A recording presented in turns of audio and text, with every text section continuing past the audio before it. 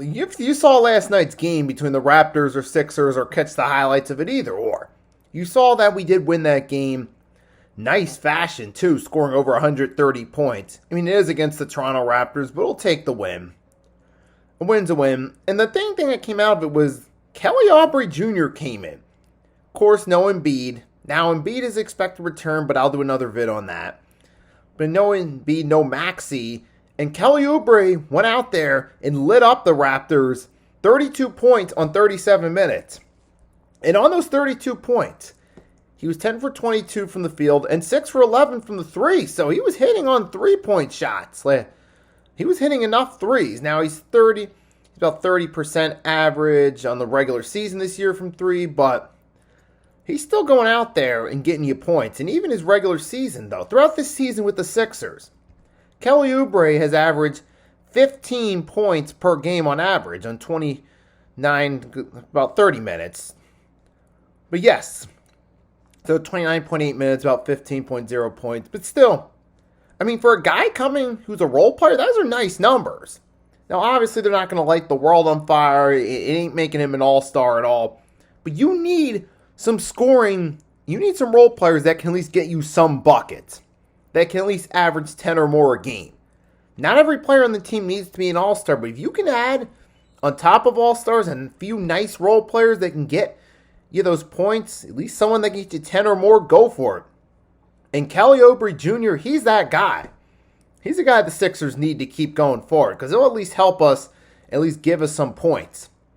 And the difference with him and Buddy Hield is Buddy Hield, he started off hot, but he's not really clicking. And recent reports are saying he was brought in to mesh with Embiid, but if he's already struggling, I mean, I don't know how that's going to work with Embiid, but between Buddy Hield and Kelly Oubre Jr.,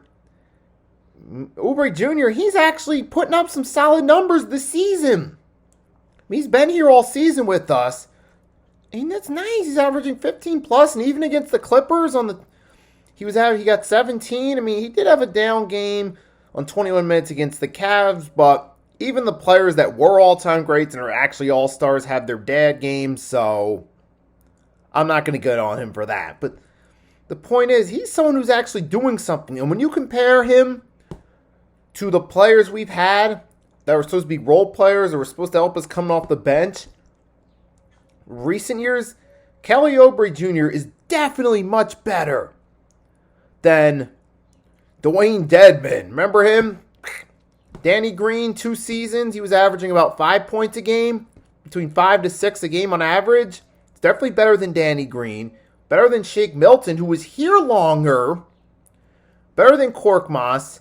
Better than George Niang. The point what I'm getting at is, sorry about that, clearly Kelly Oubre Jr. is a much needed addition to this team as a role player. Much better than some of the guys I just named. Even better than Ben Simmons, which I'm not going to get into trashing him. He's not part of this video. But the point is, I named at least 4 players in recent Sixers history that this guy is better than. Now, he's not the greatest player in the world. I'm not expecting him to be an all-star. I'm not expecting him to be anywhere near MVP contention.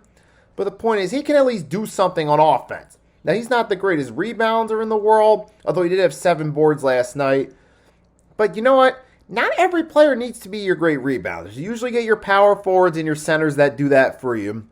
And you need your shooters, too, that can score some points so your starters don't have to take on too heavy a workload. You try to reduce the workload of them by getting some solid role players that can help while your all-stars still play at that level.